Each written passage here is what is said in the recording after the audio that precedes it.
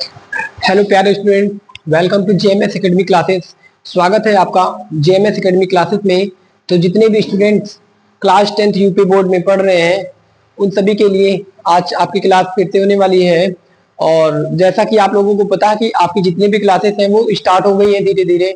और जिसमें आपकी जो सोशल स्टडी की क्लास है वो ऑलरेडी 2 क्लास मैंने कर दिया है और ये आज आपकी तीसरी क्लास है। ठीक है, ये आज आपकी तीसरी क्लास है और हम लोग इसमें क्या पढ़ रहे हैं, हम लोग पढ़ रहे हैं संसाधन और विकास। ठीक है, संसाधन और विकास जो आपका समकालीन भारत का पहला यूनिट है। संसाधन और विकास का आपका क्या है, पहला यूनिट है। समकालीन भारत जो आपका पहला सब्जेक्ट था, समकालीन समकालीन जो भारत आपका पहला सब्जेक्ट था, इसका पहला जो यूनिट है वो है, पहला जो यूनिट है उसका नाम है संसाधन और विकास। संसाधन और विकास, संसाधन और विकास ये आपका पहला यूनिट था। ठीक है, तो हमने क्या किया है, हमने डिसाइड किया कि हम क्या करेंगे, एक एक सब्जेक्ट को कवर करेंगे। पहला आपका था समकालीन भारत, समकालीन भारत, दूसरा आपका इकोनॉमिक था, तीसरा आपका भारत और विश्व के सापेक्ष हिस्ट्री थी और चौथा जो आपका था पॉलिटी था। ठीक है, तो हम ये डिसाइड किए पहला एक एक सब्जेक्ट को क्या करेंगे, कवर करेंगे। ठीक है, सोशल स्टडीज में भी आपको 4 सब्जेक्ट पढ़ना पड़ेगा। कितने सब्जेक्ट, 4 सब्जेक्ट पढ़ना पड़ेगा और 4 में से मैंने पहला सब्जेक्ट स्टार्ट किया है समकालीन भारत। ठीक है, समकालीन भारत जिसमें आपको भारत की कृषि, वन, ये सारी चीजें मतलब भारत के पर्यावरण के बारे में पढ़ना पड़ेगा। ठीक है, इन्वायरमेंट के बारे में स्टडी करना पड़ेगा, इन्वायरमेंट के बारे में। और इसी को मैंने स्टार्ट किया है। इसमें यूनिट जो आपका पहला है वो है संसाधन और विकास। ठीक है, और यूनिट जो आपका सेकेंड है वन और वन्य जीव। ठीक है, वन और वन्य जीव ये आपका यूनिट सेकंड है। वन और वन्य जीव ये आपका यूनिट सेकंड है। तो जैसे ही हमारा यूनिट फर्स्ट क्या होता है, समाप्त होता है, वैसे ही हम क्या करेंगे, यूनिट सेकंड को स्टार्ट करेंगे। तो आइए देखते हैं कि हमने यूनिट फर्स्ट में क्या क्या पढ़ा है और कितना आपको रिवाइज है या फिर क्या क्या आपको कंटेंट आप अपनी कॉपी में नोट डाउन कर रहे हो या नहीं कर रहे हो, नोट्स बना रहे हो या नहीं बना रहे हो।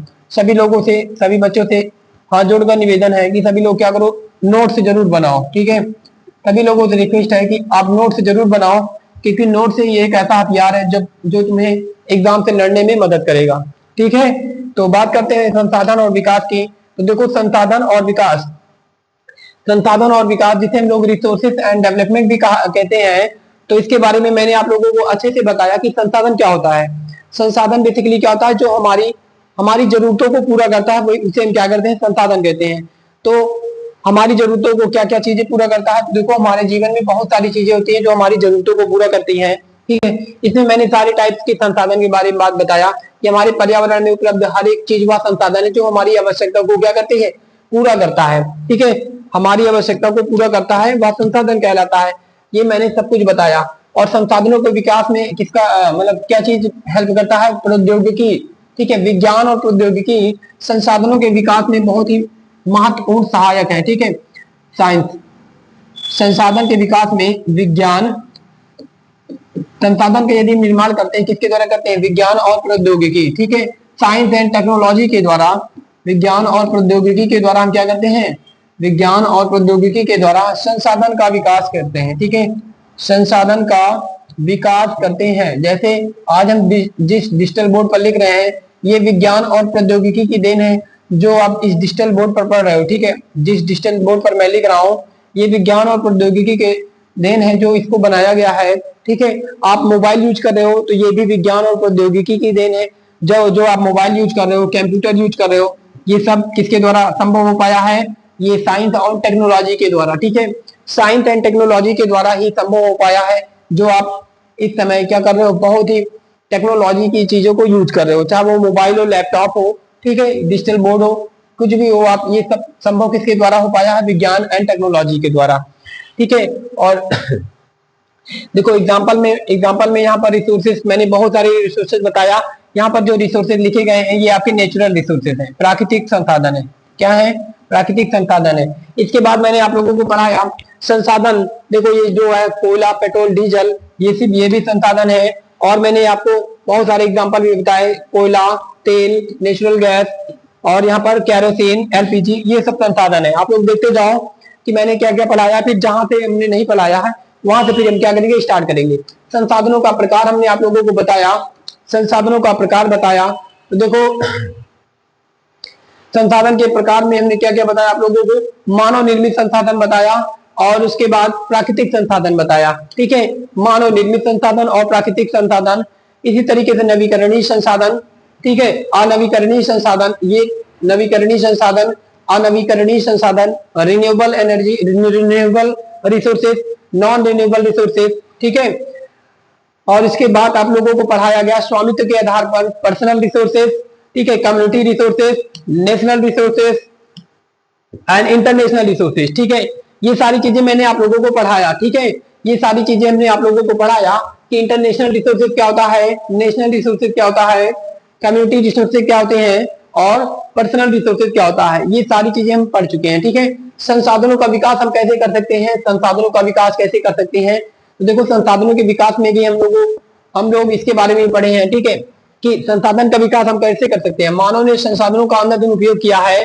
जिससे निम्नलिखित समस्याएं उत्पन्न हो गई है। कुछ व्यक्तियों के लालच से संसाधनों की समाप्ति और संसाधन पर अधिकार कुछ लोगों का हो रहा है, ये बातें सत्य है।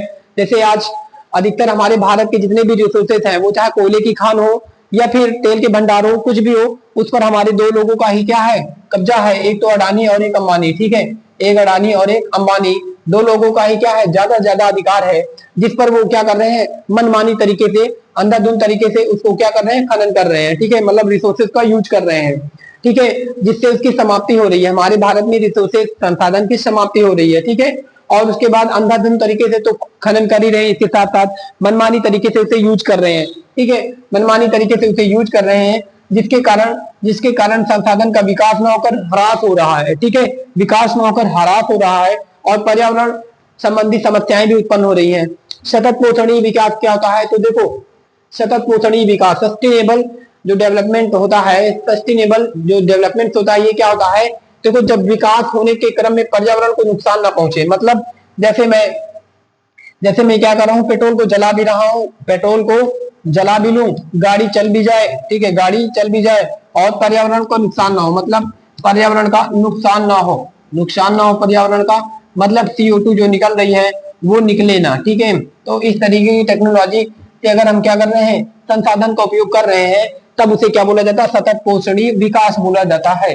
ठीक है, तो इसी को लेकर आगे आप लोगों को पढ़ाया गया कि हमारे संसाधन का विकास या संसाधन का प्रयोग कैसे किया जाए कि हमारे पर्यावरण को बिल्कुल नुकसान ना हो। इसी को लेकर सारे देश क्या करते हैं, बैठकर मीटिंग करते हैं। कहां पर करते हैं, ब्राजील के रियो डी जनेरियो शहर में करते हैं, जिसे एजेंडा 21 के नाम से भी जाना गया। ठीक है, जिसे रियो डी जनेरियो शहर में रियो सम्मेलन, पृथ्वी सम्मेलन, देखो इस जो सम्मेलन हुआ एजेंडा 21 वाला, इसे हम लोग पृथ्वी सम्मेलन के नाम से भी जानते हैं। ठीक है, और ये कब होता है, 1992 में होता है, रियो डी जनेरियो शहर में होता है। और ये कहां पर है, ये ब्राजील में है। कहां पर है, ब्राजील में है। तो जितने भी पॉइंट यहाँ पर हम बता रहे हैं इसे नोट डाउन करते चलो। जैसे आपको ईयर पता होना चाहिए, किस शहर में हुआ ये पता होना चाहिए, ठीक है, किससे संबंधित था ये भी पता होना चाहिए। देखो ये जो सम्मेलन था बेसिकली हमारे पर्यावरण में जो भी संसाधन है इसका किस प्रकार से सतत यूज किया जा सके, ठीक है, और हमारे पर्यावरण का नुकसान भी ना हो। ठीक है, ये सारी मुद्दे को लेकर ये मीटिंग किया गया था। और इसके साथ साथ हमारी पृथ्वी पर जो जलवायु परिवर्तन हो रहा है, ग्लोबल वार्मिंग हो रही है, इसको बचाने के लिए भी ये सम्मेलन किया गया था। ठीक है, और इस सम्मेलन में लगभग 178 या 70 से अधिक राष्ट्राध्यक्ष शामिल हुए थे। ये सारी चीजें मैंने इसके पहले वाली वीडियो में भी बताया है। ठीक है, ये हमारी पृथ्वी का जो टेम्परेचर लगातार बढ़ रहा है, ठीक है, इसको रोकने के लिए, कम करने के लिए क्या किया गया है, ये मीटिंग किया गया है। ठीक है, और देखो इसमें इसीलिए इस मीटिंग को एजेंडा 21 के नाम से भी जाना जाता है। ठीक है, जिसमें सतत पोषणीय विकास और हमारे समाज में जो आर्थिक डिफरेंस हो रहा है, मतलब गरीब अमीर जो गरीब है अभी गरीब होता जा रहा है और अमीर होता जा रहा है, इन सारी मुद्दों को भी क्या किया गया, ध्यान में रखा गया है। ठीक है, और इसी के साथ साथ जो जलवायु परिवर्तन है इसको रोकने के लिए भी बहुत सारे काम किए गए हैं। ठीक है, चलते हैं, हमारा जो पहला बिया है, अब इसके आगे हम पढ़ते हैं, इसके आगे पढ़ते हैं भूमि। ठीक है, क्या पढ़ते हैं, भूमि के बारे में पढ़ते हैं, जिसे मिट्टी भी आप लोग जानते हो। ठीक है, मिट्टी ये एक बहुत ही बड़ा क्या है, ये एक बहुत ही बड़ा संसाधन है। मानव के जीवन का सबसे बड़ा संसाधन की बात करते हैं तो भूमि है। ठीक है, यदि भूमि ना रहती तो हम लोग रहते किस पर, ठीक है, और खेती बाड़ी किस पर करते, खाते क्या। ठीक है, तो भूमि एक बहुत ही महत्वपूर्ण संसाधन है मानव के जीवन में। भू संसाधन भू संसाधन देखो ये कैसा संसाधन है, इसे हमारे मानव के द्वारा नहीं बनाया गया है, ये एक प्राकृतिक संसाधन है। कैसा है, ये एक प्राकृतिक संसाधन है और हम भूमि पर रहते भी हैं, क्या करते हैं, रहते भी हैं। इसके साथ साथ इस पर हम कृषि भी करते हैं, क्या करते हैं, कृषि भी करते हैं। और इसी भूमि पर हम क्या करते हैं, सड़क भी बनाते हैं, क्या करते हैं, सड़क भी बनाते हैं, रोड भी बनाते हैं, सड़क भी बनाते हैं, रेलवे भी बनाते हैं, रेल जो पटरी बिछाते हैं, ठीक है। और जो वन होते हैं, जो वन होते हैं वो भी इसी भूमि पर लगाए जाते हैं, ठीक है। हम आर्थिक रूप से भूमि का उपयोग करते हैं, पेड़ पौधे, वन्य जीव, मानव, परिवहन, ये सारी चीजें मिट्टी या भूमि, मिट्टी या भूमि के ऊपर ही रहते हैं, ठीक है। मिट्टी या भूमि के बिना संभव नहीं है, ठीक है। आगे बात करते हैं, तो देखो हमारे जो भारत है, हमारा जो भारत है भैया, हमारा जो भारत है, यहाँ पर देखते हैं हमारा ये क्या है, हमारा जो भारत है, हमारा जो भारत है, इस पर 1 2 3 है ना। देखो इस पर लगभग 43% भाग पर हमारे भारत की बात किया जा रहा है, पूरी पृथ्वी की बात नहीं किया जा रहा है, भारत की बात किया जा रहा है। तो देखो हमारे भारत पर 43% क्या है, 43% तो मैदानी क्षेत्र है, क्या है, मैदानी क्षेत्र है, ठीक है, मतलब समतल है। और वहीं बात करते हैं 30% भाग पर, तो क्या है, पर्वतीय क्षेत्र है, क्या है, यहाँ पर पहाड़ पर्वत उपस्थित है, पर्वतीय क्षेत्र है, पर्वत है। और वहीं बात करते हैं 27% भाग पर क्या है, पठार है, पठार है, ठीक है। तो देखो 27% भाग पर तो क्या उपस्थित है, पठार उपस्थित है, 30% भाग पर तो पर्वत उपस्थित है, और 43% भाग पर क्या है, मैदानी क्षेत्र है। मैदानी क्षेत्र का मतलब होता है समतल जमीन, मैदानी क्षेत्र का मतलब होता है समतल जमीन, ठीक है, समतल जमीन। और इसके बाद पहाड़ पर्वत का मतलब आप जानते हो, ठीक है, काफी ऊंचे ऊंचे जो आपके वो होते हैं, पहाड़ होते हैं, वो पर्वत के अंतर्गत आते हैं। जो पठार होता है वो उसकी ज्यादा ऊंचाई नहीं होती है, ठीक है, 10 मीटर से जो ऊंचाई वाले 10 से 40-50 मीटर तक जो ऊंचे होते हैं उन्हें पठार कहा जाता है, ठीक है। पठार ज्यादा ऊंचा भी नहीं होता है, लेकिन समतल जमीन से थोड़ा सा ऊंचा होता है। आगे देखते हैं थोड़ा सा, आगे देखते हैं थोड़ा सा, और देखते हैं भू उपयोग के प्रकार। जो आपकी भूमि होती है, इसके उपयोग किस प्रकार से होता है, मतलब जो आपकी भूमि होती है इस पर किस किस प्रकार से हम लोग इसका उपयोग करते हैं। तो देखो जो वन है, वन है, ये हमारे हमारे भारत में वन कितना है, लगभग 22% है, कितना है, 22% है। वही बंजर जमीन की बात करते हैं 17% है। गैर कृषि भूमि की बात करते हैं, गैर कृषि भूमि की बात करते हैं तो ये 47% है, कितना है, 47% है। वही चारागाह उपवन की बात करते हैं तो ये 3% से लगभग 4% के बीच में है, ठीक है, 3% से 4% के बीच में आपका गैर चारागाह उपवन है, ठीक है। अब एक एक की बात करते हैं, वन क्या होता है, बंजर जमीनें क्या होती हैं, गैर कृषि भूमि क्या होती है, ठीक है, और चारागाह उपवन क्या होता है, इन सब की बात करते हैं। तो आपका जो पहला है वो है भैया वन। वन क्या है, वन, वन क्या है, तो देखो वन, वन किसे कहा जाता है, तो देखो वन किसे कहा जाता है, जहां पर आपके पेड़ पौधे उपस्थित होती हैं, ठीक है, जहां पर पेड़ पौधे, पेड़ पौधे, जहां पर पेड़ पौधे उपस्थित होते हैं उन्हें वन कहते हैं, ठीक है, उपस्थित होते हैं उसे वन कहते हैं, ठीक है, उसे वन कहते हैं। और इसमें जरूरी नहीं कि एक ही टाइप के वन हो, एक ही टाइप के पेड़ हो, बहुत सारे टाइप, बहुत प्रकार के पेड़ हो सकते हैं, ठीक है, बहुत प्रजातियां पेड़ की हो सकती हैं, ठीक है। तो एक ही स्थान पर जहां पर एक से या फिर बहुत सारे पौधे उपस्थित होते हैं, बहुत सारे पेड़ों की प्रजातियां पाई जाती हैं, उसे वन कहा जाता है, ठीक है। हमारे भारत में देखो हम अकॉर्डिंग टू हमारे हमारे किसी भी देश के टोटल जमीन का लगभग 33 इतना वन होना आवश्यक होता है। अगर यहाँ वहां का पर्यावरण शुद्ध रखना है तो उस देश का 33%, कुल जमीन का 33% जो क्षेत्र होना चाहिए वो वन होना चाहिए, ठीक है। लेकिन हमारे भारत का कुल क्षेत्रफल का कितना प्रतिशत में वन है, तो देखो 22% है। कहां पर कितना है, 22% ही हमारे भारत में कुल वन है, ठीक है, कितना है, 22% ही वन उपस्थित है। वही लेकिन होना कितना चाहिए, होना कितना चाहिए, 33% होना चाहिए, ठीक है। अगले आगे बात करते हैं, आगे जो है आपका वो है बंजर जमीनें, ठीक है। आगे क्या है, बंजर जमीनें, बंजर जमीन, बंजर जमीन क्या होती है, जहां पर कृषि संभव नहीं है, ठीक है। वह भूमि, वह भूमि, वह भूमि जो पहले कृषि योग्य थी, जो पहले कृषि योग्य थी लेकिन अब कृषि योग्य नहीं है, जो पहले कृषि योग्य थी लेकिन अब नहीं है, ठीक है, लेकिन अब नहीं है, लेकिन अब नहीं है, लेकिन अब नहीं है उसे, लेकिन अब नहीं है उसे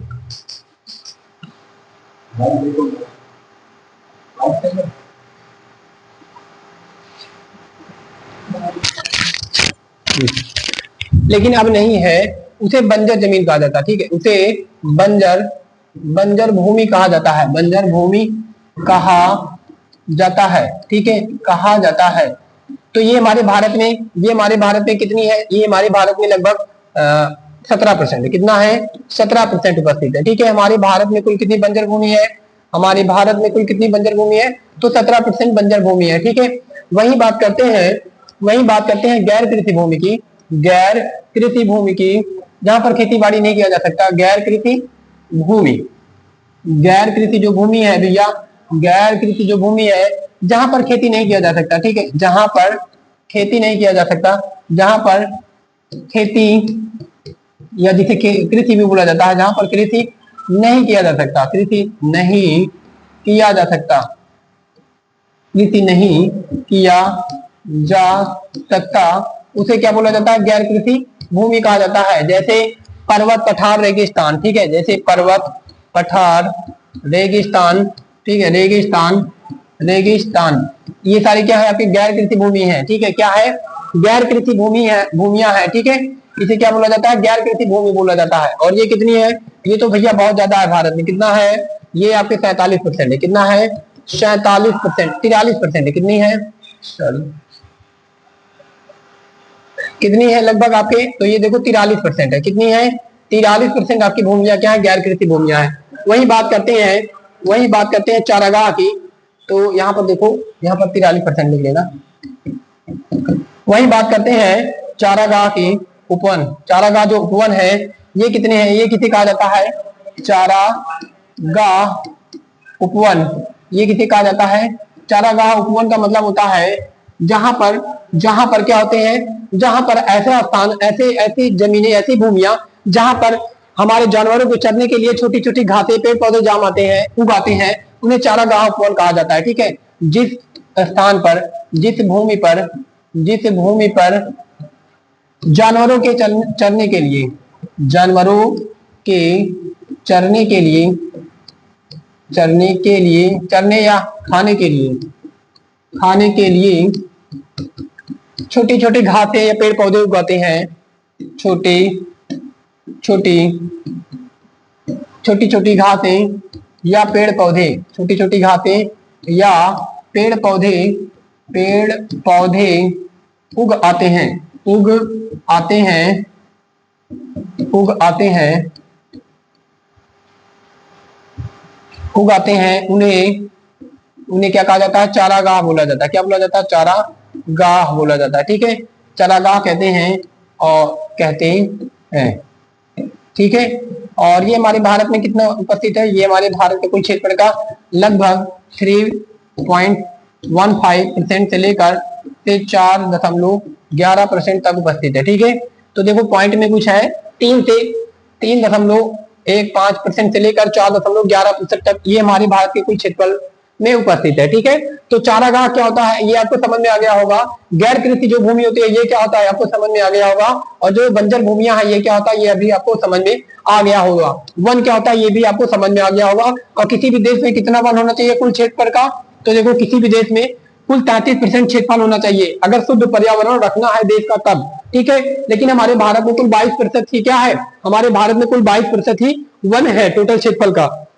और भारत का क्षेत्रफल भी आपको पता होना चाहिए कितना है?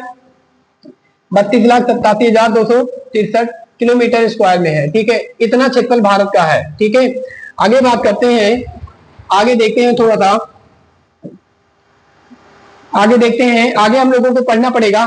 देखो कृषि योग्य बंजर भूमि क्या होती है, यहाँ पर उसका डाटा भी दिया गया आप लोगों को। जो 5 साल से खेती नहीं किया गया, उसके पहले खेती हो रही हो, वर्तमान प्रति भूमि 1 साल से खेती नहीं की गई है और शुद्ध निवल बोया क्षेत्र 1 वर्ष में 1 से अधिक बार खेती की गई हो। ठीक है, देखो यहाँ पर दिया गया है, आपको डीपली से दिया गया है कि शुद्ध निवल बोया गया क्षेत्र क्या होता है, वह भूमि जिस पर, लेकिन जितना मैंने बताया केवल इतना ही आपके एग्जाम के लिए इनफ है। ठीक है, आपको ज्यादा पढ़ने की जरूरत नहीं है। भू निम्नीकरण क्या होता है ये आपको पढ़ना बहुत ही आवश्यक है। भू निम्नीकरण क्या होता है? भूमि संसाधन जिसका उपयोग हमारे पूर्वज करते आ रहे हैं, भूमि उपजाऊ में कमी भू निम्नीकरण होता है ना। जैसे आपके पास उपजाऊ भूमि है, क्या है, उपजाऊ भूमि है, लेकिन अगर आप इसमें खाद पास या फिर खाद का प्रयोग नहीं करते हो, लगातार इसमें कृषि कर रहे हो, ठीक है। जैसे आपके पास क्या है, उपजाऊ भूमि है, आपके पास क्या है, उपजाऊ भूमि है। इसे आप अच्छे से समझ सकते हो कि आपके पास उपजाऊ भूमि है, उपजाऊ भूमि है, ठीक है। उपजाऊ भूमि क्या होती है, जिसकी, ठीक है, जिसकी फसल पैदा करने की क्षमता ज्यादा होती है, ठीक है। फसल पैदा करने की क्षमता क्या होती है, ज्यादा होती है, इसे उपजाऊ भूमि बोला जाता है। क्या कहा जाता है, उपजाऊ भूमि कहा जाता है। लेकिन आप लगातार इस पर कृषि करोगे, लगातार कृषि करने के बाद इसकी उर्वरा शक्ति खत्म हो जाती है। क्या हो जाती है, उर्वरा शक्ति खत्म हो जाती है, इसे भू निम्नीकरण कहा जाता है। भू निम्नीकरण कहा जाता है। मतलब भूमि के उर्वरा शक्ति का क्या होना, निम्न मतलब कम होना, ठीक है। तो भू निम्नीकरण कहा जाता है, ठीक है। कोई भी भूमि है, कहा जाता है, कोई भी भूमि है अगर उसकी उर्वरा शक्ति, उपजाऊपन क्या हो रहा है, कम हो रहा है, लगातार कृषि करने से कम हो रहा है, तब इसे क्या बोला जाएगा, भूमि निम्नीकरण बोला जाएगा, ठीक है। क्या बोला जाएगा, भूमि निम्नीकरण कहा जाता है। और कारण, वनों की कटाई, अति पशुचरण, अति सिंचाई, पेड़ लगाना, अति सिंचाई रोकना, ठीक है। तो देखो कारण क्या है और उपाय क्या है। यदि आपको भूमि का क्या करना है, उपजाऊपन बढ़ाना है, तो या फिर आप खाद का प्रयोग करो, क्या करो, खाद का प्रयोग करो, या फिर क्या करो, या फिर और क्या कर सकते हो, खाद का प्रयोग कर सकते हो। और उसके बाद जो आप चाहे नेचुरल खाद का प्रयोग करो, या फिर जो भी आपको या फिर जो भी आपको यूरिया, ये सारी मिलते हैं, डाई, इनका प्रयोग करो, ठीक है। अब इसके बाद देखते हैं हम लोग, इसके बाद देखते हैं आपको मिट्टी के प्रकार, ठीक है। आपको मिट्टी का प्रकार अब पढ़ना है। आज के टॉपिक में हम आपको पढ़ा रहे हैं मिट्टी के प्रकार। इसके बाद कल से हम क्या करेंगे, एक एक मिट्टी का हम क्या करेंगे, एक एक मिट्टी को डिफाइन करेंगे कि जलोढ़ मृदा क्या होती है, बांगर मृदा क्या होती है, खादर मृदा क्या होती है, ठीक है। बांगर मृदा क्या होती है, खादर क्या होती है, लैटेराइट मिट्टी कहां पाई जाती है, लाल, पीली और मरुस्थलीय मिट्टी, काली मिट्टी। आपके एग्जाम में एक नया क्वेश्चन इससे क्या है, कंफर्म है, इंपॉर्टेंट है आपके एग्जाम के लिए। और एक से दो क्वेश्चन आपके एग्जाम में कंफर्म आना ही आना है। लास्ट टाइम भी आया था और आगे आने वाले एग्जाम में भी आएगा। तो देखो मिट्टी कितनी प्रकार की होती है। एक तो होती है आपकी जलोढ़ मृदा, क्या होती है, जलोढ़ मृदा होती है। और एक मिट्टी है आपकी बांगर मृदा, और एक है खादर मृदा, ठीक है। बांगर मृदा, खादर मृदा, और आगे है लैटेराइट मिट्टी। लैटेराइट मिट्टी है। इसी के साथ साथ आपको पढ़ना पड़ेगा काली मिट्टी, ठीक है। 1 2 3 4 5 एंड 6 7 प्रकार की मिट्टी आपको पढ़ना पड़ेगा। इसी के साथ लाल और पीली मृदा भी पढ़ना पड़ेगा, मरुस्थलीय मृदा भी पढ़ना पड़ेगा कि रेगिस्तानी मिट्टी क्या होती है, मरुस्थलीय मृदा क्या होती है। एक एक मिट्टी को हम लोग क्या करेंगे, कल डिफाइन करेंगे आप लोगों को, ठीक है। एंड जलोढ़ मृदा को हम क्या करेंगे, कल आपको डिफाइन करेंगे। आप आज जानते रहो कि आपको कितनी मिट्टी को पढ़ना है, कितनी प्रकार की।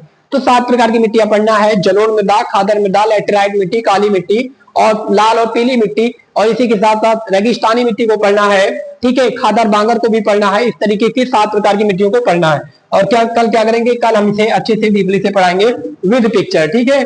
दोआब क्या होता है ये भी बताएंगे, काली मृदा कहां पाई जाती है, इसी तरीके से लैटेराइट मृदा कहां पाई जाती है, ठीक है। इन सबको हम क्या करेंगे, कल पढ़ेंगे, ठीक है। उम्मीद है आप सभी लोगों को क्लास पसंद आई होगी, ठीक है। यदि क्लास आपको पसंद आती है, अच्छी लगती है, तो अपने दोस्तों तक शेयर जरूर करो। और चैनल को अभी तक सब्सक्राइब नहीं किया तो चैनल को भी सब्सक्राइब कर लो।